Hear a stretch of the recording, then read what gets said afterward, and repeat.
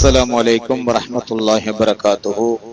الحمد لله رب العالمين والصلاة والسلام على سيدنا محمد وعلى آله وصحبه أجمعين. أما بعد. கண்ணியத்துக்குரிய உலமாக்களே மற்றும் பெரியவர்களே, தாய்மார்களே, சகோதர சகோதரிகளே, நேரலையில் இந்நிகழ்வை பார்வையிட்டுக் கொண்டிருக்கின்ற நண்பர்களே, அல்லாஹ் சுப்ஹானஹு வ தஆலா மனிதனில் பல அம்சங்களை வைத்திருக்கிறான். அதில் சில அம்சங்களில் ஷைத்தானும் நம்மோடு தொடர்பு படுகிறான். ஷைத்தானுடைய அந்த தொடர்பை இயற்கையாகவே அல்லாஹ் வைத்திருக்கிறான். அதற்கான தடுப்புகளை அல்லது அதிலிருந்து மீளுகின்ற வழிகளை அல்லாஹ் எங்களுக்கு தந்திருக்கிறான். அதை நபிகள் நாயகம் ஸல்லல்லாஹு அலைஹி வஸல்லம் அன்னவர்களும் எங்களுக்கு காண்பித்திருக்கிறார்கள்.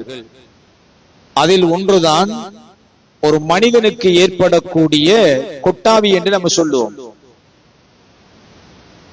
இது மிக முக்கியமாக கவனிக்க வேண்டிய அம்சங்களில் ஒன்று. பொதுவாக மனிதனுடைய வாய், கண், காது, இந்த மூன்றும் மிக முக்கியமான உறுப்புகள்.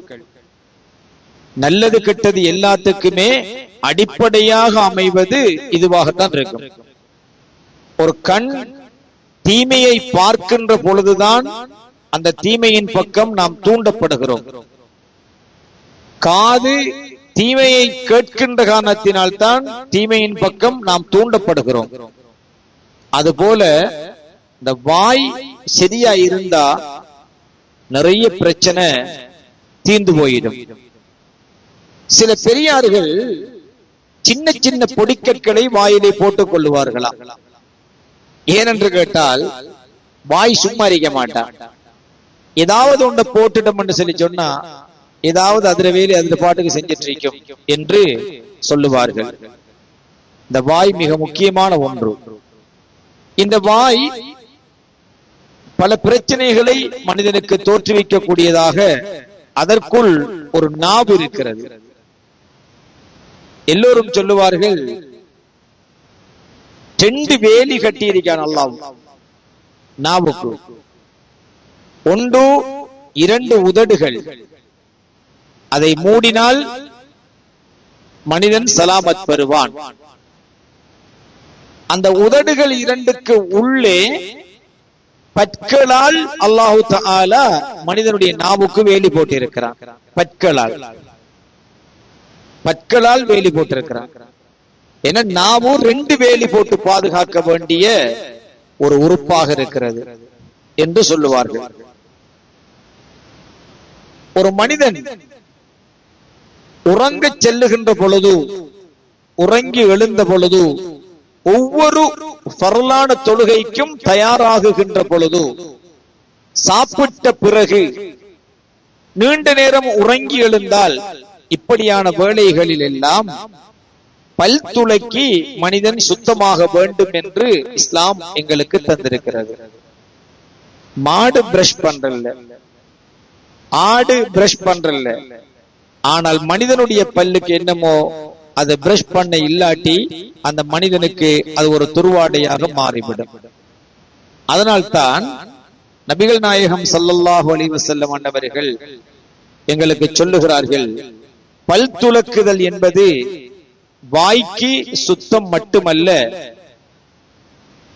அல்லாஹுடைய திருப்பொருத்தத்தையும் உங்களுக்கு பெற்று தருகின்ற ஒரு அமலாக இருக்கிறது என்று ஸல்லல்லாஹு அலைஹி வஸல்லம் சொல்லுவார்கள். சஹாபாக்கள் யுத்த களத்துக்கு செல்லுகின்ற ஒரு இக்கட்டான சூழலில் கூட இந்த பல் துலக்குவதற்காக இஸ்வாக்கை விட்டு விட்டு செல்ல மாட்டார்கள். அந்த அளவுக்கு பல் துலக்குறதுங்கிறது மிக முக்கியமான ஒரு அம்சம்.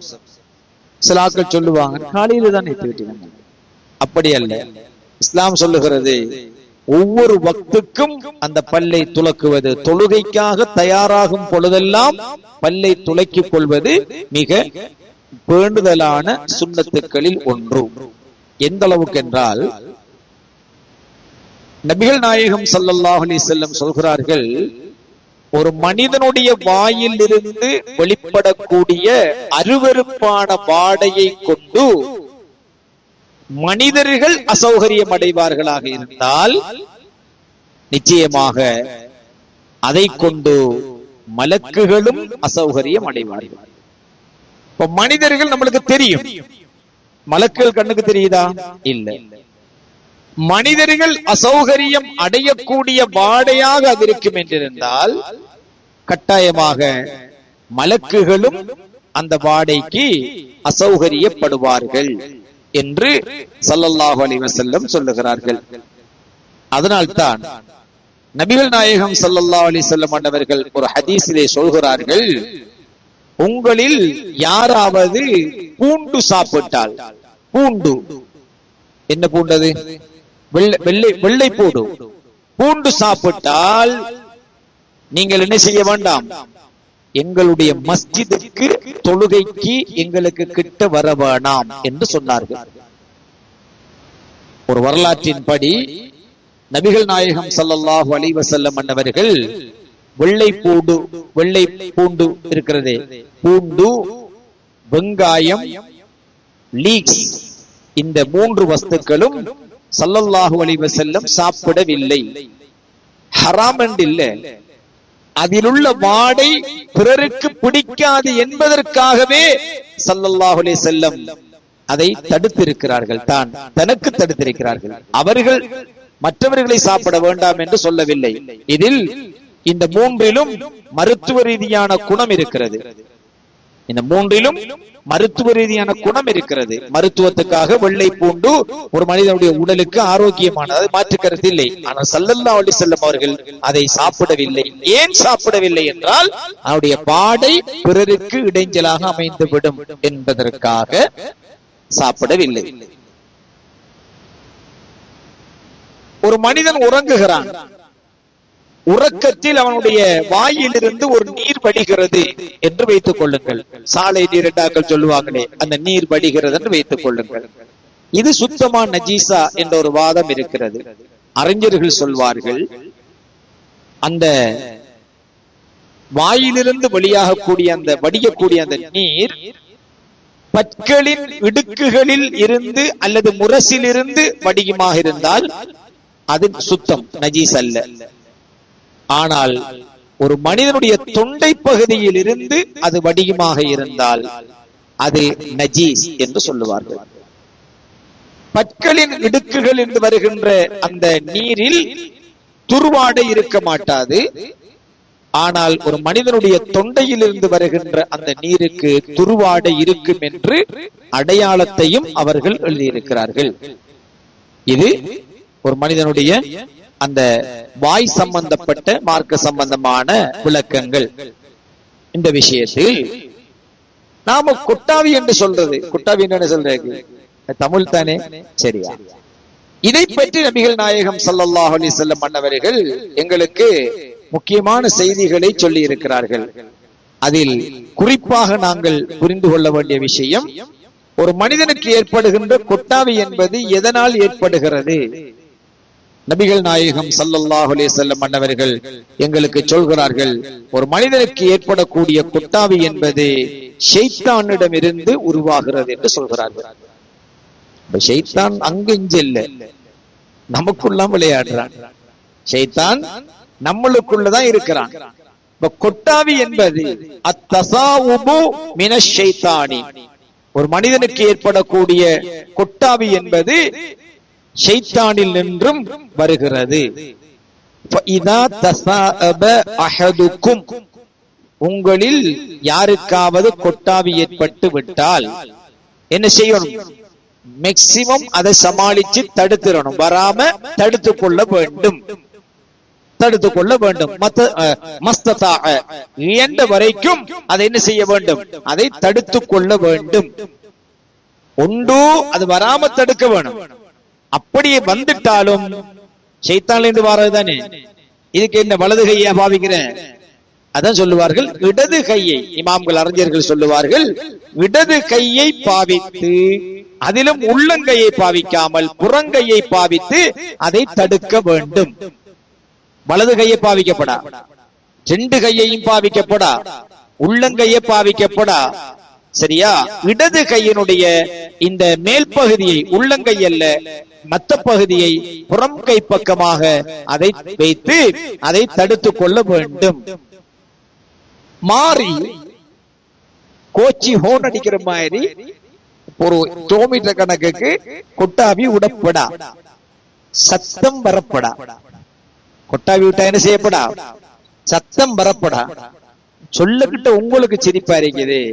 அப்ப நபிகள் நாயகம் ஸல்லல்லாஹு அலைஹி வஸல்லம் சொன்னார்கள், யாராவது ஒருவர் இன்ன அஹதக்கும், உங்களில் யாராவது ஒருவர் கொட்டாவி விட்டு ஹா என்ற சத்தம் போட்டீங்கடா, மரண ஏஆர் ரஹ்மான் மியூசிக்கா வரும் நம்ம கொட்டாவிக்கு என்ன வரும்?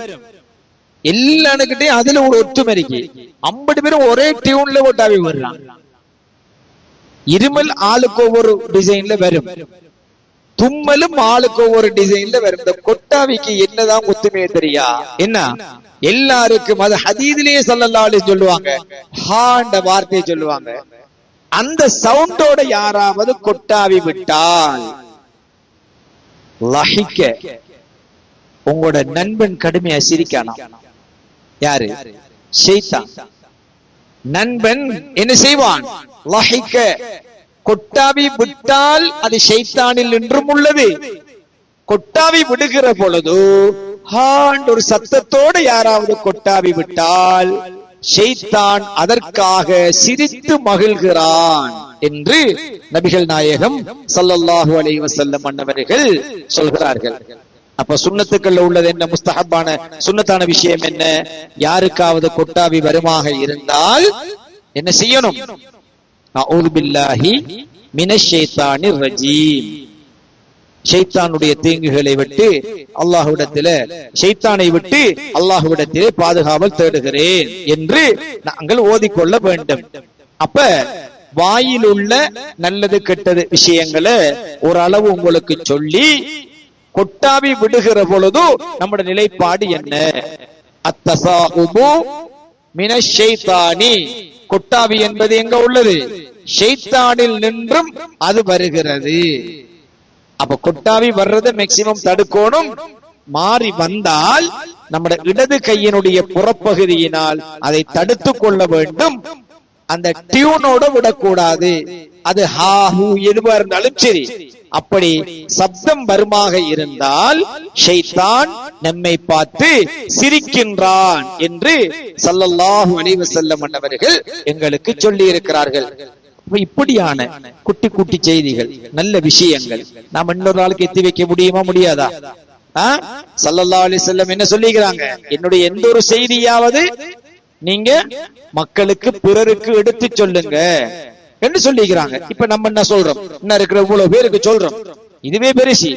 இது நம்ம ஆளுக்கு 1 2 3 பேருக்கு இந்த செய்திகளை ஹதீதோட சொல்லக்கிட்ட ஸல்லல்லாஹு அலைஹி வஸல்லம் சொல்லிக்கிறாங்க. இப்படித்தான் நீங்க இப்படித்தான் செய்யணும் என்று சொல்லும் பொழுது அந்த மார்க்க அறிவை, மார்க்க ஒழுங்குகளை, மார்க்க விழுமியங்கள், பண்புகளை பிறருக்கும் சொல்லிக் கொடுத்த நன்மை நம்மளுக்கு வரும். மட்டுமில்ல, நம்ம ஒரு ஆளுக்கு சொல்லிட்ட மட்டும் வைங்க, அதுக்கப்புறம் நம்மளுக்கு வெக்கம் வரும். நம்ம இன்னொரு ஆளுக்கு சொல்லி இருக்கிறோம், நாமளே அப்படி கொட்டாய விடலாமா, நாம அவருக்கு இப்படி சொல்லிக்கிறோம், நாமளே அதை செய்யலாமான்ற வெட்கம் நம்மளுக்கு ஏற்பட்டு விடும். எனவே எல்லாம் வல்ல அல்லாஹ் சுப்ஹானஹு வ தஆலா எல்லா விஷயங்களிலும் ஷைத்தானுடைய தீங்குகளை விட்டு நம் அனைவரையும் பாதுகாப்பானாக. ஆமீன் யா ரப்பல் ஆலமீன். வல்ஹம்துலில்லாஹி ரப்பில் ஆலமீன். வஸ்ஸலாமு அலைக்கும் வரஹ்மத்துல்லாஹி வபரகாத்துஹு.